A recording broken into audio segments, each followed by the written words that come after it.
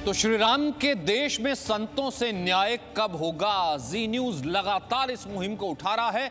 कल हमने आपको फॉलोअप में दिखाया था, उससे पहले भी हमने इस खबर को उठाया था कि जहां चार्जशीट दायर करने की सीबीआई की बात आ गई है, वहीं सीआईडी ये लगातार कह रही है कि ये सिर्फ एक अफवाह के कारण मौत है, जबकि वीडियो में कुछ और नजर आ रहा था। इसलिए क्या संतों को सीआईडी जांच से न्याय मिल पाएगा या सीबीआई जांच ही एक रास्ता है? इसलिए सीबीआई की जांच की मुहिम जी न्यूज ने शुरू की है। अभिनेता सुशांत सिंह राजपूत मामले की सीबीआई की जांच तो शुरू हो गई है। अब पालघर में साधुओं की हत्या की सीबीआई जांच की मांग तेज हो गई है पूरे देश में। इस मामले में 126 दिन बीत चुके हैं। संत समाज और कई संगठन साधुओं की हत्या को लेकर आगे आए हैं। जूना अखाड़े के अध्यक्ष अवधेशानंद गिरी हो, बाबा रामदेव हो, सबने कहा है कि समाज में आक्रोश है, जांच सीबीआई को सौंपी जाए। बीजेपी नेता राम कदम ने भी सीबीआई जांच की अपील की है। जी न्यूज भी मानता है कि संतों की हत्या की जांच सीबीआई से होनी चाहिए। जी न्यूज ने साधुओं के इंसाफ को लेकर के मुहिम भी चलाई है। इस मामले में अगले हफ्ते सुप्रीम कोर्ट में सुनवाई हो सकती है और आज की बड़ी बहस इन्हीं सवालों के साथ हम कर रहे हैं कि पालघर के सच पर अफवाह का पर्दा कब तक, और संतों को सीबीआई से न्याय का हक नहीं है क्या, और संतों की मांग सरकार। हमारे साथ तमाम मेहमान मौजूद हैं, लेकिन सबसे पहले आपको बता दें कि साधुओं की हत्या पहेली क्यों है। हम इसे क्यों कह रहे हैं कि यह सिर्फ अफवाह और सिर्फ एक मॉब लिंचिंग की भीड़ आई और निहत्थे संतों पर वार किया और उनकी हत्या हो गई या उन्हें मार दिया गया, सिर्फ इतना भर नहीं है, क्योंकि ये पर सच पर अफवाह का पर्दा है। और सीबीआई जांच से डर किस बात का? जब संतों को न्याय दिलवाना है, श्री राम के देश में हम सब रहते हैं, तो संतों को न्याय अगर दिलवाना है तो क्यों नहीं राज्य सरकार भी आगे आती।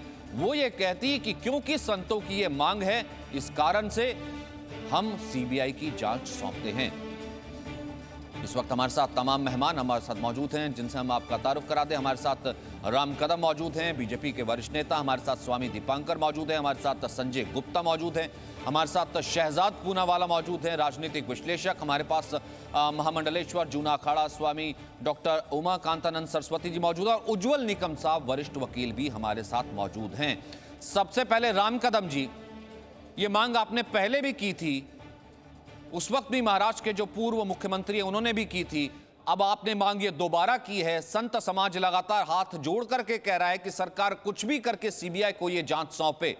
चलिए, सुशांत का मामला तो 2 राज्यों से जुड़ा हुआ था। आपको लगता है कि क्या यह मुहिम रंग लाएगी, सीबीआई को जांच सौंपी जाएगी, संतों को न्याय मिलेगा? देखिए कि 5 महीने बीत चुके हैं और 5 महीनों के अंतराल में लगातार समूचे संत समाज की ओर से और देश के सभी जो अध्यात्म को मानते हैं, समूचे देश ने महाराष्ट्र सरकार से मांग की। पर आपने देखा होगा कि आरंभ में ही पुलिस की जांच शुरू होने के पहले ही महाराष्ट्र के गृह मंत्री और मुख्यमंत्री जी ने कह दिया कि ये तो ऐसी मॉब लिंचिंग है, इसमें जांच की क्या आवश्यकता है। इस प्रकार के निष्कर्ष महाराष्ट्र के सरकार के जो कद्दावर नेता है, मुख्यमंत्री और गृह मंत्री, उन्होंने निकाले। अब जिनके तहत ये महाराष्ट्र की पुलिस काम करती है, जो पहले हफ्ते में अगर जांच का निष्कर्ष भी महाराष्ट्र के गृह मंत्री और मुख्यमंत्री बता दें, तो उसके पश्चात क्या होगा आप भी जान सकते हैं।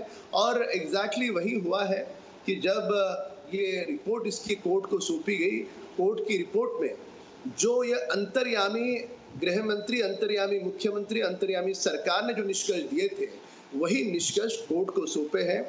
अब भी समूचा संत समाज ये मांग करता है कि जिस बर्बरता से उन साधुओं को वहां पर मारा गया, उस समय वहां पर राष्ट्रवादी पार्टी के एक नेता मौजूद थे और अन्य पार्टी के भी नेता वहां मौजूद थे।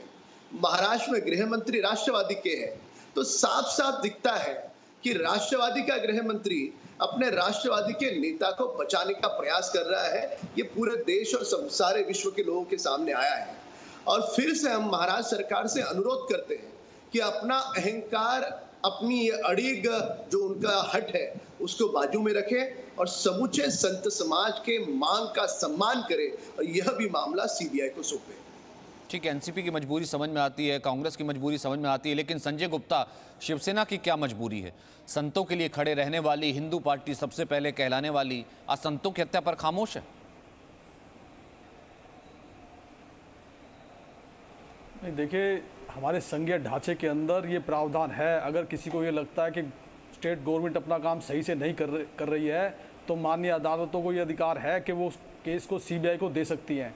लेकिन इस बात पर सवाल उठाना कि शिवसेना ने अपना हिंदुत्व छोड़ दिया और शिवसेना इस पे मुख्यमंत्री साहब इस पे सही से डिसीजन नहीं लेंगे, तो उसका कोई आधार भी होना चाहिए। ठीक है, जो आधार ये बताते हैं उनमें सच्चाई भी हो सकती है, मगर वो सच्चाई अदालत में भी दिखनी चाहिए।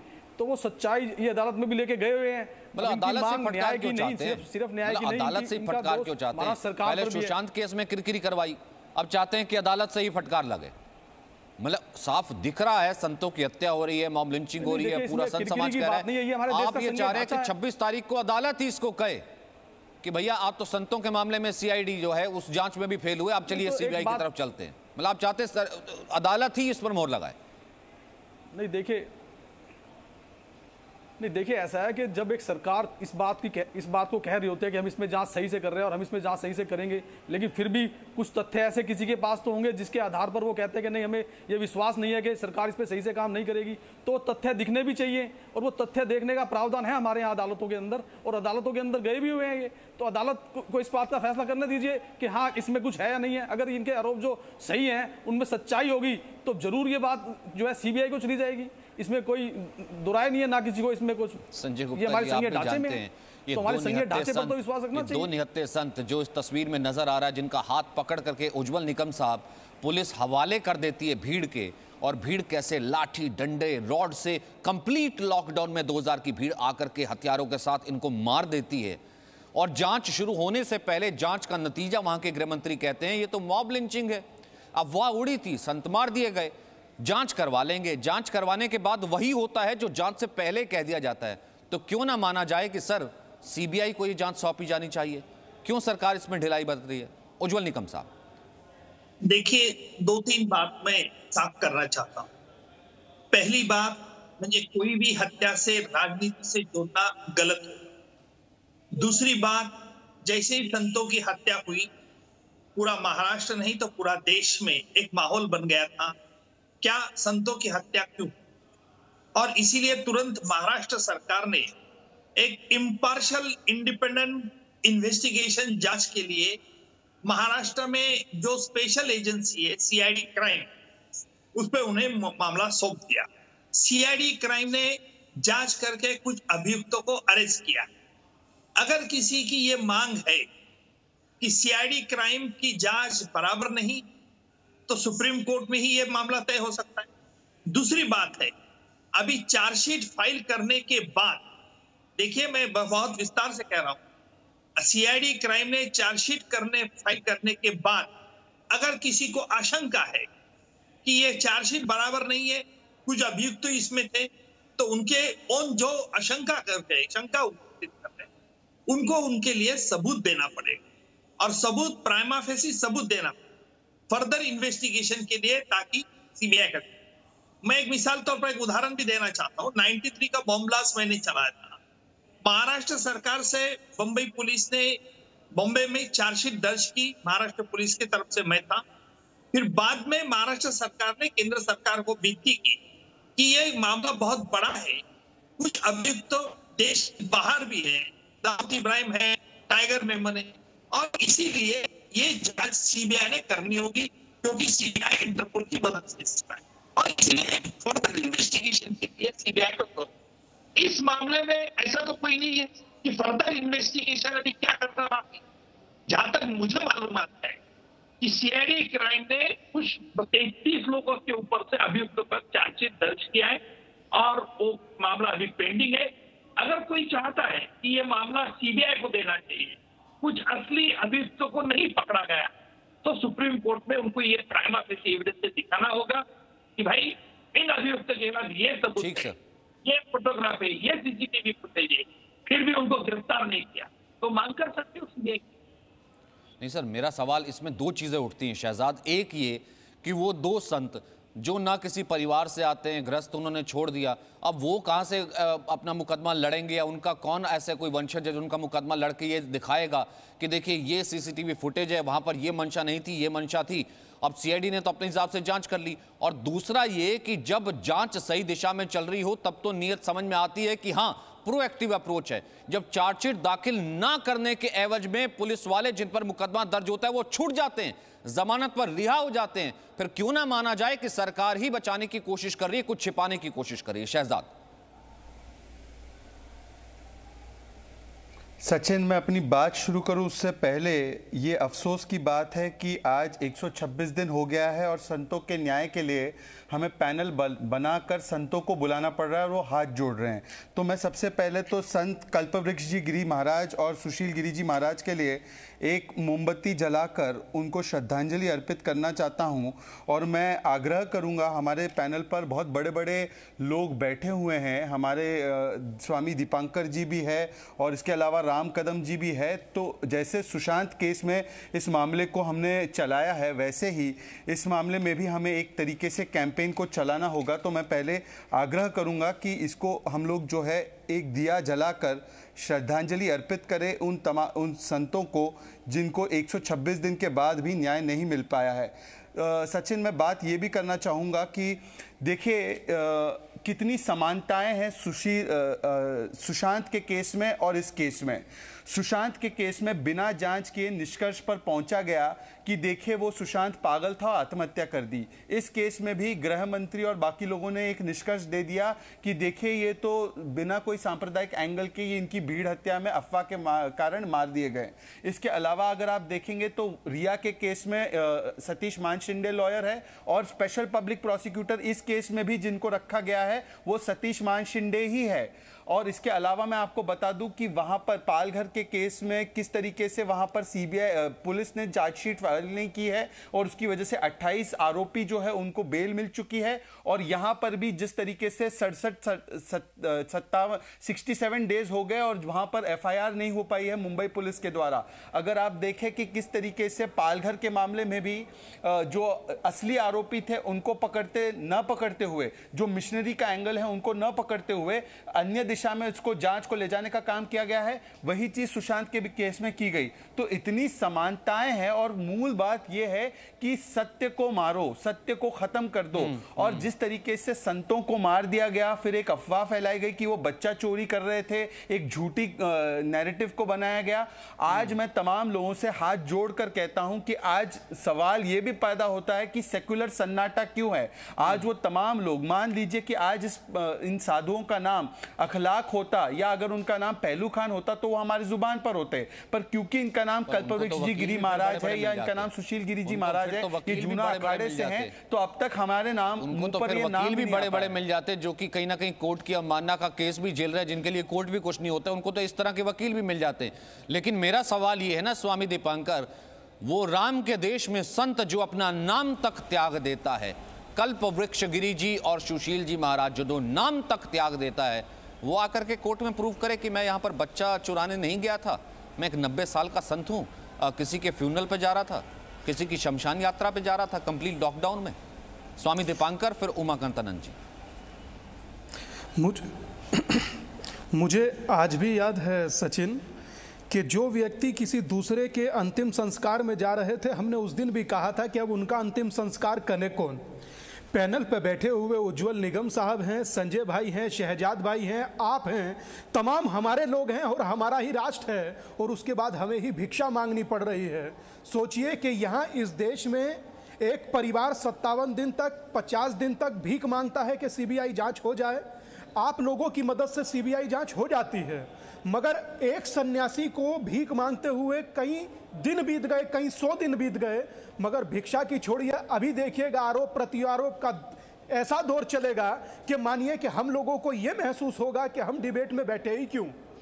ऐसी परिस्थितियों से गुजरना किसी सन्यासी के लिए, और किसी सन्यासी देश में, श्री राम का देश कहा ना आपने, श्री राम तो वो थे जो सन्यासियों के लिए, उनके आश्रमों को बचाने के लिए, दानवों से लड़ने के लिए चले गए थे।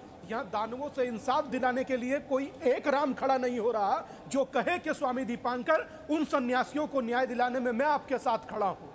तो इस देश की विडंबना है, मगर हम लोगों की हिम्मत हारी नहीं है।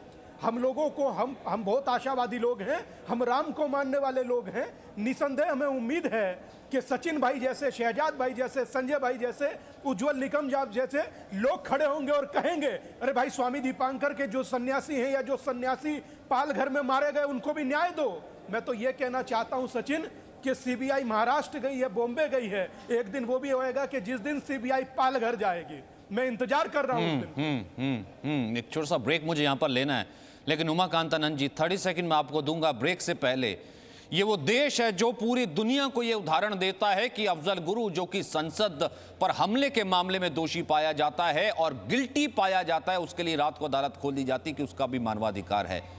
माजिद मेमन के लिए खोल दी जाती है, आपने देखा कि इस तरीके से याकूब मेमन के लिए खोल दी जाती है। लेकिन मुझे एक बात बताइए ना, संतों का कोई मानवाधिकार नहीं होता क्या? वो अपना केस कैसे लड़ेगा?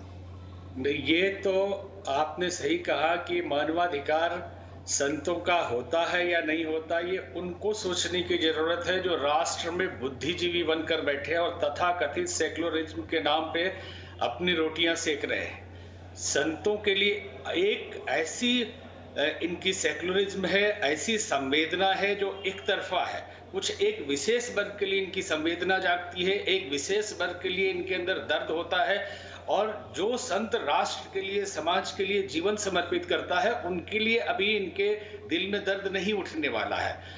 ऐसी मानसिकता से राष्ट्र गुजर रहा है कि ऐसा लगता है कि किस देश में हम जी रहे हैं, जहां की संस्कृति, जहां आपने पूछा था कि ये राम की संस्कृति है और भगवान राम संतों के लिए और सभी वर्ग के लिए, सभी जन समूह के लिए उन्होंने जीवन लगाया था, और आज उन्हीं के राष्ट्र में संत सुरक्षित नहीं है। और इस पे चर्चा ये की जाती है कि ये मॉब लिंचिंग है, और मॉब लिंचिंग का अर्थ होता क्या है? एक इंग्लिश शब्द ले लिया इन्होंने कि मॉब लिंचिंग, एक भीड़ के द्वारा किसी की हत्या की गई, लेकिन यहाँ भीड़ के द्वारा नहीं की गई है, यहाँ साजिश के द्वारा की गई है। और आप कहते हैं कि एक्यूज पाया जाएगा, कोई प्रूफ संतों को मिलेगा, संत प्रूफ क्या देंगे सामने? आप सीसीटीवी, और ये होता है ना जब सीट की लड़ाई होती है, मैं यही तो कहता हूँ डबल स्टैंडर्ड है। जब आप चश्मा पहन करके बैठे हैं, एग्जैक्टली, बिल्कुल वही कह रहा हूँ स्वामी जी, मैं वही कह रहा हूँ शहजाद, जब चश्मा अफवाह का आपने पहले ही ओढ़ा हो और उसी चश्मे को पहन करके आप जांच कर रहे हो और उसके बाद कह दें कि नहीं ये अफवाह है,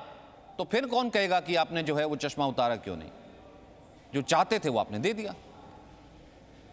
देखिए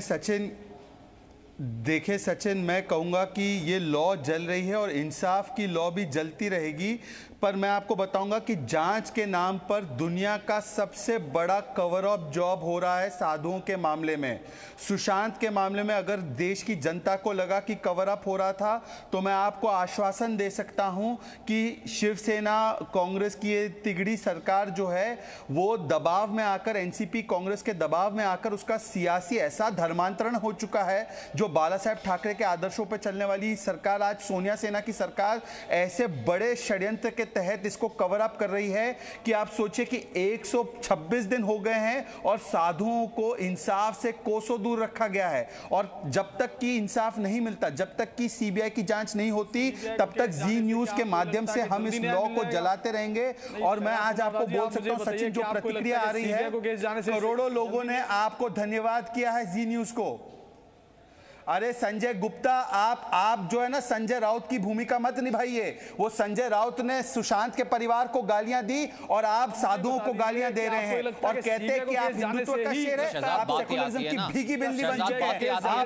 आपने सावरकर त्याग दिया, आपने हिंदुत्व त्याग दिया, आपने संतों को त्याग दिया सत्ता के लिए। आपको इसका बहुत बड़ा जुर्माना भरना होगा। मैं आपको कह रहा हूं, देश की आत्मा तड़प रही है। शहजाद, सभी धर्मों के लिए सम्मान, हर धर्म एक बराबर, सेकुलर या मृष्ट है कि जी न्यूज ये लगातार इसलिए मुहिम चला रहा है कि खुद संत आकर के अपना मुकदमा लड़ेगा, और अगर संत को न्याय मिल जाएगा, जी न्यूज यही कह रहा है ना कि संतों को न्याय चाहिए। और मुझे एक बात बताइए शहजाद, अगर संतों को न्याय मिल जाएगा, क्या कोई मिशनरी नाराज हो जाएंगे या कुछ मौलाना नाराज हो जाएंगे? संतों के न्याय से दूसरे धर्मगुरु या फिर दूसरे किसी ठेकेदारों का क्या लेना देना? मुझे एक बात बताइए ना, मुहिम तो यही है कि संतों को न्याय मिले।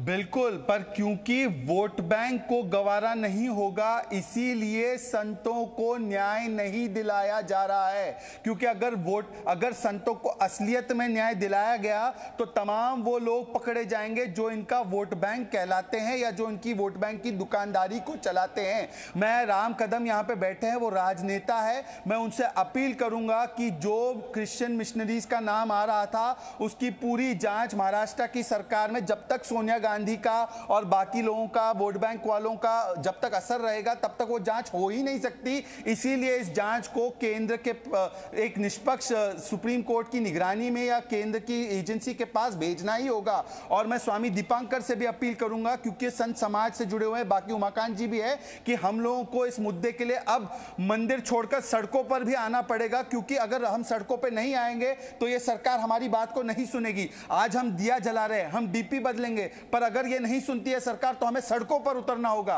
और जी न्यूज का मैं फिर से एक बार धन्यवाद करता हूं कि कम से कम इन संतों के परिवार के लिए आपने बात को रखा और सोचा, क्योंकि और बाकियों ने तो सेकुलरिज्म के नाम पर संतों को मारा और फिर संतों की खबरों को मारा।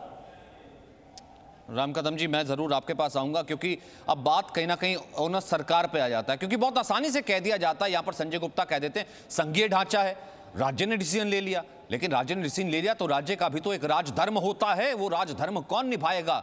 ये संत आकर के निभाएंगे जिनकी हत्या कर दी गई, या फिर वो भीड़ आकर के निभाएगी जिसे सुनियोजित तौर पर किसी ने भेजा और उसका नाम कहीं ना कहीं सरकार छिपा रही है।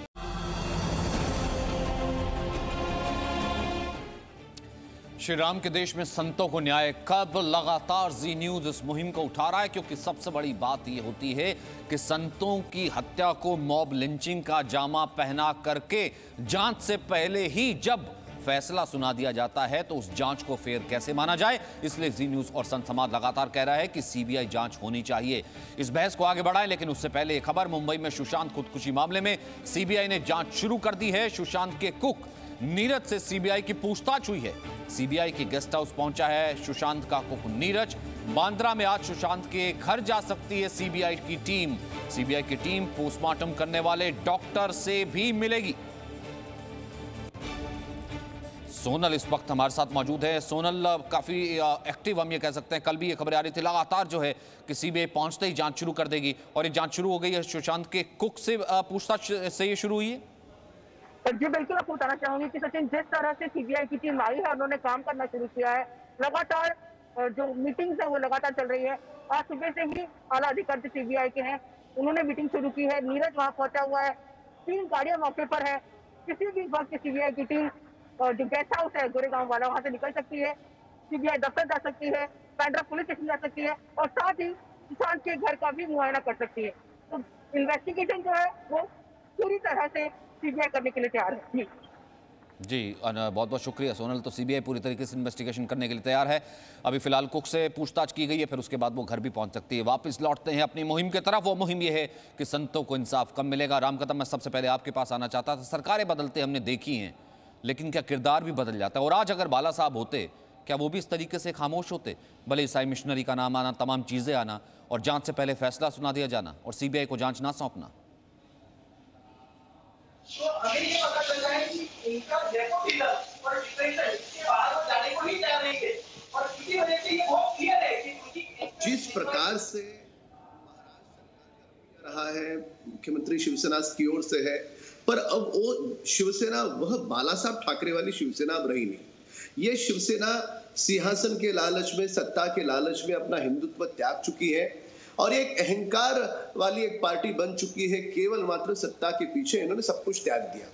यदि ये बाला साहब ठाकरे वाली शिवसेना होती तो जब देश का समूचा संत समाज मांग कर रहा है तो उन्हें अपमानित, पीड़ित, प्रताड़ित ये शिवसेना नहीं करती। इन शिवसेना ने, महाराष्ट्र की सरकार ने समूचे संत समाज को अपमानित किया है। क्या मांग कर रहा था समूचा संत समाज? इतना ही तो मांग कर रहा था कि इस मामले को सीबीआई को सौंपे। महाराष्ट्र की सरकार के मन में कौन सा ऐसा डर था, कौन सी ऐसी आपत्ति है, कौन सा ऐसा भय है कि ये मामला सीबीआई को नहीं सौंपना चाहते? इस हत्या के समय वहां पर एक राष्ट्रवादी दल का नेता मौजूद था। महाराष्ट्र के गृह मंत्री राष्ट्रवादी के हैं। क्या राष्ट्रवादी के गृह मंत्री उस राष्ट्रवादी नेता को बचाने के प्रयास में देश के सभी संतों पर अन्याय कर रहे? इसके बहुत सारे पहलू है। वहां पर किशनरी मिशनरी की जो आपने बात की वह बात भी सच्चाई है। इसकी पारदर्शिता के साथ जब तक जांच नहीं होती तब तक तथ्य सामने नहीं आएंगे। और हमने पहले दिन से ये मांग उठाई है, पर महाराष्ट्र की सरकार हटवादी है, अड़िग है, अहंकारी है। उद्धव ठाकरे जी के सामने सत्ता के मोह में उन्होंने आंखों पर पट्टी बांध करके रखी है, कुछ बोलते नहीं है। उन्होंने तो पहले ही हफ्ते में कह दिया, पुलिस के जांच का आरंभ तक नहीं शुरू हुआ था, उसी समय महाराष्ट्र के मुख्यमंत्री ने यह कह डाला कि कुछ नहीं है, मॉब लिंचिंग है। वहीं पर वो मामला रफा दफा करना चाह रहे थे। क्या ऐसा मामला रफा दफा करने से उनको क्या लाभ मिलना है? क्या सोनिया गांधी से डरते हैं? क्या राष्ट्रवादी दल के नेता से डरते हैं? क्या कारण है? अभी भी हम जी न्यूज को धन्यवाद देते हैं कि उन्होंने एक बहुत अच्छी पहल चलाई है और जी टीवी के साथ समूचा देश खड़ा है। महाराष्ट्र सरकार को अपना हट छोड़ना होगा, अपने अहंकार को दूर रखना होगा। दाल में कुछ काला है, उसी के कारण महाराष्ट्र की सरकार ये जांच सीबीआई को नहीं सौंप रही, पर समूचे संत समाज की मांग के सामने महाराष्ट्र को ये मामला सीबीआई को देना होगा और हम सड़क पे उतरेंगे। जो इन्होंने कहा, शहजाद जी ने कहा, बिल्कुल सही कहा कि एक पैंडेमिक का काल था, संकट, कोरोना का संकट काल था, इसलिए संत समाज रास्ते पे नहीं उतरा। पर अगर महाराष्ट्र की सरकार ने ये जांच सीबीआई को नहीं सौंपी तो अंत तक सड़क पर भी सारे लोग उतरेंगे। उज्जवल निकम साहब, ये वो देश है ना जो ऐसा एग्जाम्पल सेट करता, आप उसको लीड करते हैं, जहां मुंबई हमले के आतंकी कसाब तक को फेयर ट्रायल उच्च स्तर का मिलता है, जहां आतंकी के लिए रात को मानवाधिकार के नाम पर कोर्ट खुल जाती है। और ये संत, इनका तो कोई कसूर नहीं था। अगर मॉब लिंचिंग ही सही है, जांच हो जाए ना, जांच से पहले ही, जब मैं ये कहूं जांच से पहले ही जब नतीजा सुना दिया जाए, उस जांच को मैं फेयर कैसे मानूं सर? देखिए, कानून के मुताबिक जांच और फिर री इन्वेस्टिगेशन, ये दोनों बात अलग अलग है। सीआईडी क्राइम ने, महाराष्ट्र सरकार के सीआईडी क्राइम ने जांच की है, उन्होंने चार्जशीट दर्ज किया। अभी मैं कदम साहब का सुन रहा था, उन्होंने 2 आरोप लगाया। कहना है कि कुछ लोगों को नहीं, क्योंकि से बिलोंग करते। दूसरा, उन्होंने ये आरोप लगाया कि जिस कारण हत्या हुई, यानी मोटिव, वो मोटिव भी छुपाया गया, यानी संतों की हत्या, ये साजिश का एक आरोप था।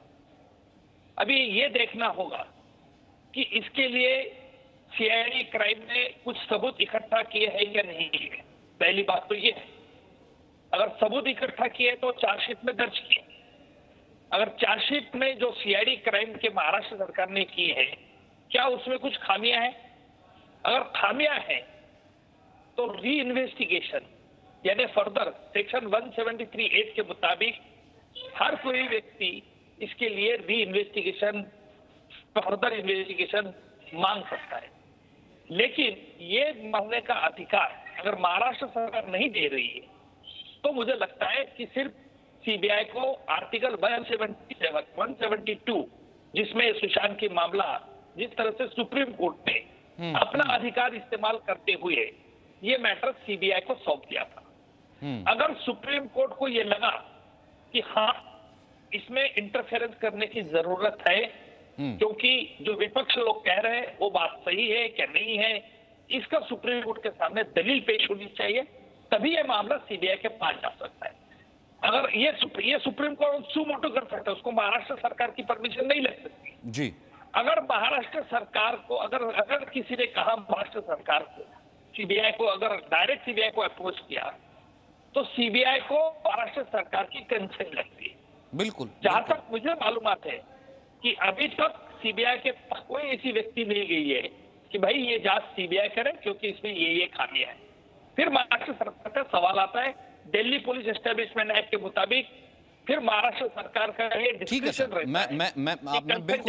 मैं बिल्कुल मानता हूं सर, आपका ये कानूनी पहलू मैं बिल्कुल मानता हूं, ठीक है, इसी तरीके से ही है जो सिस्टम चलता है, राज्य का कंसेंट लेना। लेकिन मैं ये कह रहा हूं कि कुछ मानवीय आधार भी तो होता है, कुछ सामाजिक आधार भी तो होता है, कुछ जिसे कहते हैं एक आधार, एक संवेदनशीलता का आधार भी तो होता है। शहजाद कुछ कहना चाहते हैं कि जब 2 संत, उनकी बात रखेगा कौन? कोई परिवार नहीं, कोई आगे नहीं, कोई पीछे कौन? और हम ये बच्चा चोर कह करके अफवाह आई और उनको मार के चलेगी, ये थ्योरी कम से कम डाइजेस्ट कर करके रह जाए और कोई अपराइट भी ना हो, किस तरीके की आवाज भी ना उठे।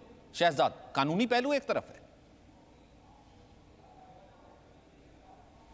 सचिन, मैं एक बात बताऊं आपको, ये घटना 16 अप्रैल की थी और यहाँ पे तमाम पैनलिस्ट को याद होगा, जब तक कि जी न्यूज़ ने उसको नहीं उठाया तब तक तो एक नैरेटिव 3 दिन तक यही बना और तब तक महाराष्ट्र की सरकार का या पुलिस का कोई रिएक्शन नहीं आया। ये जो आज हम लॉ जला रहे हैं वो इसलिए जला रहे हैं और जी न्यूज़ पे इसलिए मैंने जलाई है क्योंकि अगर जी न्यूज़ ने इस खबर को उस समय अप्रैल में उठाया नहीं होता तो ये खबर आज देश के अंतरात्मा को झंझोर भी नहीं रही होती, क्योंकि अगर जी न्यूज़ उस समय नहीं सजग हुआ होता तो इस खबर को पूरी तरह से मार देने की साजिश रची हुई थी। और आप मुझे बताइए, कानूनी रूप से मैं सवाल पूछना चाहता हूं आज आपसे, जो हत्यारा है वो जांच करेगा। अरे महाराष्ट्र की पुलिस ने तो साधुओं को, निहत्थे साधुओं को भीड़ के तरफ सौंप दिया और वो आज वही लोग निष्पक्ष जांच करेंगे। क्या ऐसी उम्मीद की जा सकती है क्या किसी भी रूप में? आप मुझे बताइए ना, हत्यारे को ही कैसे हम जांच करने के लिए सौंप दे? सुशांत केस में भी तो यही हुआ ना, मुंबई पुलिस ने बचाने के बदले,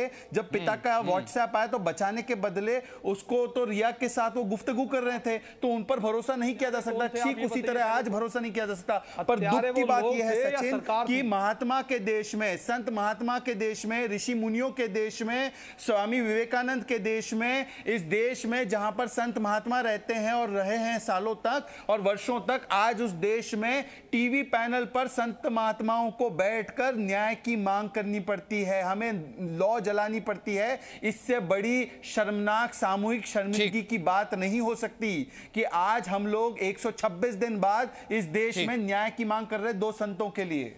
और स्वामी दीपांकर, ये तो वो सेकुलर देश है ना जो कि एग्जाम्पल ये सेट करता है कि जब एक सीट पर हुए झगड़े को एक मजहबी हिंसा का रंग दे करके कहा जाता है कि यहां पर मजहब विशेष के लोग सुरक्षित नहीं हैं और ये देश में असहिष्णुता हिंदुओं की इतनी ज्यादा है, हिंदू तो आतंकी है।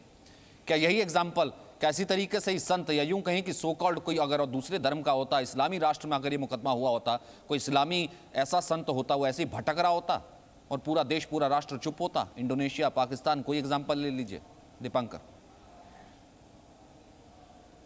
वो छोड़ दीजिए, इंडोनेशिया या बहुत दूर की बात है, आप बेंगलुरु चले जाइए, आपको सब देखने को मिल जाएगा। मगर मैं उससे हटकर इतर एक बात कहना चाहता हूं। राम कदम जी भी हैं, शहजाद भी हैं, उज्जवल निगम साहब भी यहीं पर हैं। मैं इतना सा पूछना चाहता हूं कि हमारा कोई मानव अधिकार है क्या? हम लोगों के लिए कोई मानव अधिकार की बात क्यों नहीं करता? सामने दिख रहा है कि वीडियो में नरभक्षियों की तरह के कुछ दरिंदे 2 निहत्थे निर्दोष निर्मम साधुओं को मार रहे हैं। कैसा सबूत चाहिए होता है सर? किस बात के सबूत की प्रतीक्षा होती है? क्या हम लोगों का, मेरा एक प्रश्न है सचिन, मैं इसके बाद एक शब्द भी नहीं कहूंगा, कि हम लोगों को जीने का, ये भगवा डालने का या मानव अधिकार हमारा है या नहीं? बस मैं इतना कहना चाहता हूं। लास्ट कमेंट उमाकांतानंद जी। अफसोस होता है, भगवा से डर लगता है कभी कि कल को कुछ हो गया तो कोई न्याय दिलाने भी नहीं आएगा?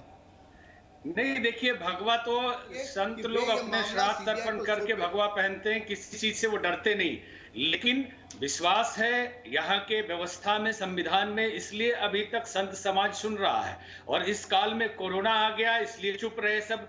अभी उज्जवल निकम जी कह रहे थे कि कानूनी सारे दावेज, हमें उनसे ये पूछना है क्या उनके अंदर भी है संवेदना कोई? अगर वकीलपन से हटके केवल मानवता की तरफ वो भी जरा सा ध्यान दे। और जो शहजाद जी ने कहा, जिसका पुलिस ही इसमें इन्वॉल्व है, वो खड़ी होके पुलिस हाथ में सौंप रही है, और जिसका FIR 2 दिन बाद हो रहा है, वीडियो आने के बाद, उसके पहले उसकी चर्चा ही नहीं है। जब वीडियो सामने आया है, वायरल हो गया, उसके बाद FIR दर्ज हुआ है। और FIR में इतनी खामियां हैं, जब FIR में ही खामी होगी तो उसमें जांच क्या की जाएगी? और जांच कर कौन रहा है? वही लोग जो इन्वॉल्व है। और कहा जा रहा है कि मॉब लिंचिंग है। तो हम तो ये कहना चाहेंगे, क्योंकि हम भी जूना अखाड़े के महामंडलेश्वर हैं, कि संतों ने हुंकार भरी थी और उनका दर्द अभी गया नहीं है। वो बस धैर्य है व्यवस्था के प्रति कि हमारा राष्ट्र है, हम व्यवस्था बिगाड़ेंगे नहीं। तो इसमें राजनेताओं को भी समझना चाहिए और उद्धव सरकार को भी समझना चाहिए कि जिस राम के नाम पर, जिस हिंदुत्व के नाम पर, जिस मराठा के नाम पर, जिस मराठी अस्मिता के नाम पर वो सत्ता में आते रहे और आज उन्होंने अपना चरित्र बदल दिया है, तो चरित्र बदला है तो चित्र भी बदलते देर नहीं लगेगा। क्योंकि संत आप सारा त्याग करके, जीवन त्याग करके आप भी इस तरह का आरोप लगाओगे, राम कदम इस तरह का आरोप लगाते तो समझ में आता है। लेकिन आप भी अगर इस तरह का आरोप लगाओगे तो कैसे बात बनेगी? वो शिवसेना जो आज भी राम मंदिर के साथ खड़ी है, वो शिवसेना जो आज भी सीए के साथ खड़ी है, वो शिवसेना जो आज भी धारा 370 के साथ खड़ी है, आप उसके हिंदुत्व पर प्रश्न चिन्ह लगाने लग जाते हैं। आप मुझे बताइए, बाला साहब अगर होते तो क्या 5 साल तक देवेंद्र फडणवीस मुख्यमंत्री रह पाते? तो फिर वो ये कहते कि 5 साल और वो मुख्यमंत्री रहेंगे। आप मुझे बताइए, 10 साल तक बीजेपी का मुख्यमंत्री के साथ समझौता नहीं करते जो हिंदुओं को आतंकी बताते थे। बाला साहब अगर होते जो कहते कि मैं हिंदुत्व का सबसे बड़ा सारथी हूं, वो कम से कम उन लोगों के साथ नहीं चलते जो कहते कि यहाँ पर जो है अगर कोई आतंकी है तो वो हिंदू है, अगर किसी को सबसे ज्यादा खतरा आईएसआई से ज्यादा किसी से है तो यहां पर हिंदुओं से है, मुस्लिम ब्रदरहुड से ज्यादा कोई खतरनाक है तो वो संघ है। सर, अगर बाला साहब होते तो ये दोनों संत और ये पूरा संत समाज दर दर की ठोकरें नहीं खा रहा होता और नतीजा ना सुना दिया होता जांच से पहले, जब साफ नजर आ रहा है उस वीडियो में कि नरभक्षियों को सौंप दिया गया उन संतों को। तो जी न्यूज की तो ये मुहिम है और ये मुहिम लगातार चलती रहेगी। अगर संत समाज ये सोचता है कि वो अकेला है, वो अकेला नहीं है, लगातार इस मुहिम में हमारा साथ मिलता रहेगा। बहुत बहुत शुक्रिया आप सभी का। Presenting B News app available on Google Play and App Store. Download it now.